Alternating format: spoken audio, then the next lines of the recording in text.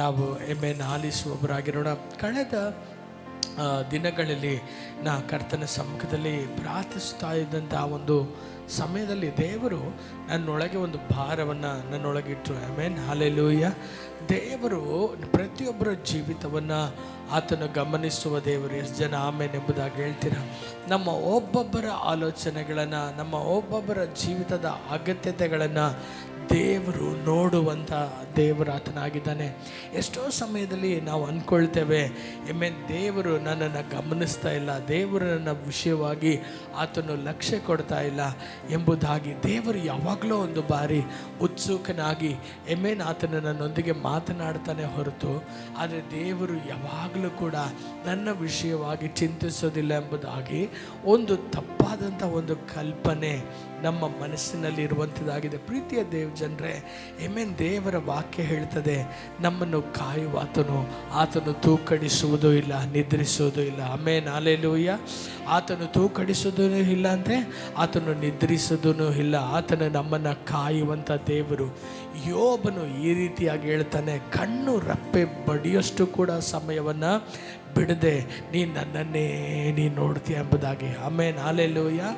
ದೇವರ ವಾಕ್ಯ ಬರೆಯಲ್ಪಡಿದೆ ಯೆಶಾಯ ಪ್ರವಾದಿಯ ಪುಸ್ತಕದಲ್ಲಿ, ತಾಯಿ ನಿನ್ನ ಮರೆತರು ಕೂಡ, ಒಂದು ಕ್ಷಣ ತಾಯಿ ನಿನ್ನನ್ನು ಮರೆತರು ಕೂಡ ನಾನು ನಿನ್ನನ್ನು ಮರೆಯದೇ ಇಲ್ಲ. ನಿನ್ನನ್ನು ಅಂಗೈಯಲ್ಲಿ ಚಿತ್ರಿಸ್ಕೊಂಡಿದ್ದೇನೆ ಎಂಬುದಾಗಿ ದೇವರು ಹೇಳುವಂಥ ದೇವರು. ಹಲ್ಲೆಲೂಯ.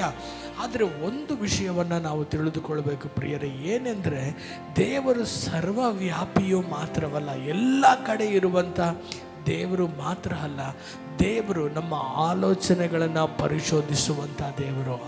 ಹಲ್ಲೆಲೂಯ. ಹಲ್ಲೆಲೂಯ. ದೇವರು ನಮ್ಮ ಆಲೋಚನೆಯನ್ನು ಪರಿಶೋಧಿಸಿ ನೋಡುವಂಥ ದೇವರು. ನಾವು ಏನನ್ನು ಯೋಚಿಸ್ತೇವೆ, ನಾವು ಏನನ್ನು ಚಿಂತಿಸ್ತೇವೆ, ನಮ್ಮ ಆಲೋಚನೆಗಳು ಎಂಥದ್ದಾಗಿದೆ ಎಂಬುದಾಗಿ ದೇವರು ಅದನ್ನು ನೋಡುವಂಥ ದೇವರು. ಹಲ್ಲೆಲೂಯ. ನಾವು ಒಬ್ಬರು, ಇವಾಗ ನೀವೆಲ್ಲರೂ ಬಂದಿದ್ದೀರಾ, ಹಲ್ಲೆಲೂಯ. ನಾನು ಏನನ್ನು ನೋಡ್ತೇನೆ, ನೀವು ಏನು ಕಲರ್ ಬಟ್ಟೆ ಹಾಕಿದ್ದೀರಾ, ಓ ನಮ್ಮ ಬ್ರದರ್ ಬಂದಿದ್ದಾರೆ, ಕೂದಲು ಬಂದ್ಬಿಟ್ಟಿದೆ, ಹಲ್ಲೆಲೂಯ. ಸೊ ಏನೇನೆಲ್ಲ ಖುಷಿಯಾಗಿ ನಮಗೆ ವಿಷಯ ಅನೇಕ ಕಾರ್ಯಗಳನ್ನ ನಾವು ನೋಡ್ತೇವೆ. ಆದರೆ ದೇವರು ನಮ್ಮನ್ನು ನೋಡಬೇಕಾದ್ರೆ ಆತನು ನಮ್ಮ ಮುಖವನ್ನು ನೋಡುವವನಲ್ಲ, ಆತನು ನಮ್ಮ ಅಂತರೇಂದ್ರಿಯವನ್ನು ನೋಡುವಂಥ ದೇವರು. ಹಲ್ಲೆಲೂಯ.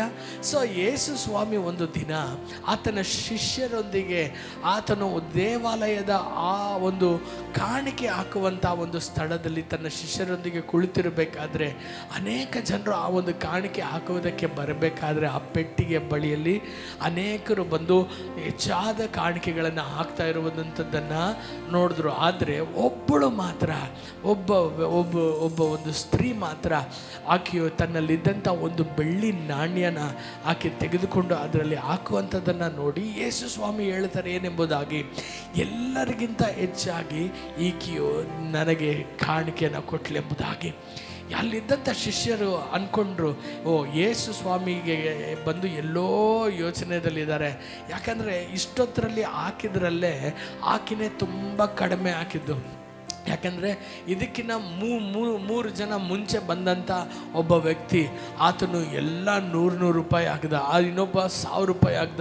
ಈ ರೀತಿಯಾಗಿ ಹಾಕಬೇಕಾದ್ರೆ ಯೇಸು ಸ್ವಾಮಿ ಗಮನ ಹರಿಸ್ತಾ ಇಲ್ಲ, ಯೇಸು ಸ್ವಾಮಿ ಸರಿಯಾಗಿ ನೋಡಿಲ್ಲ ಎಂಬುದಾಗಿ. ಆದರೆ ಯೇಸು ಸ್ವಾಮಿಯು ಹೇಳಿದ್ದೇನೆಂದರೆ, ಬೇರೊಬ್ಬರೆಲ್ಲ ಹಾಕಿದ್ರಲ್ಲ, ಅವರು ಇದ್ದಿದ್ದರಲ್ಲಿ ಅವರು ಹಾಕಿದರು, ಆದರೆ ಈ ಒಂದು ಸ್ತ್ರೀಯು ತನ್ನಲ್ಲಿದ್ದದ್ದೆಲ್ಲವನ್ನು ಹಾಕ್ಬಿಟ್ಲು. ಹಲ್ಲೆಲೂಯ. ಈ ರೀತಿಯಾಗಿ ಗ್ರಹಿಸ್ಕೊಳ್ಳೋದಕ್ಕೆ ಬೇರೆ ಯಾರಿಂದಲೂ ಸಾಧ್ಯ ಇಲ್ಲ. ಹಲ್ಲೆಲೂಯ. ಆಕೆ ಬಳಿಯಲ್ಲಿ ಎಷ್ಟಿತ್ತು, ಆಕೆಯ ಮನಸ್ಸಿನ ಸ್ಥಿತಿ ಏನು, ಆಕೆ ಏನನ್ನ ಯೋಚಿಸ್ತಾ ಇದ್ಲು, ಆಕೆ ಮುಂದಿನ ಭವಿಷ್ಯ ಏನು, ಇದು ಯಾವುದು ಕೂಡ ಮನುಷ್ಯರು ನೋಡೋದಕ್ಕೆ ಸಾಧ್ಯ ಇಲ್ಲ. ಮನುಷ್ಯನು ಹೊರನೋಟವನ್ನು ನೋಡ್ತಾನೆ, ಆದರೆ ದೇವರು ಅಂತರೇಂದ್ರಿಯವನ್ನು ನೋಡುವ ದೇವರು. ಎಷ್ಟು ಜನ ಆಮೇನ್ ಎಂಬುದಾಗಿ ಹೇಳ್ತೀರ?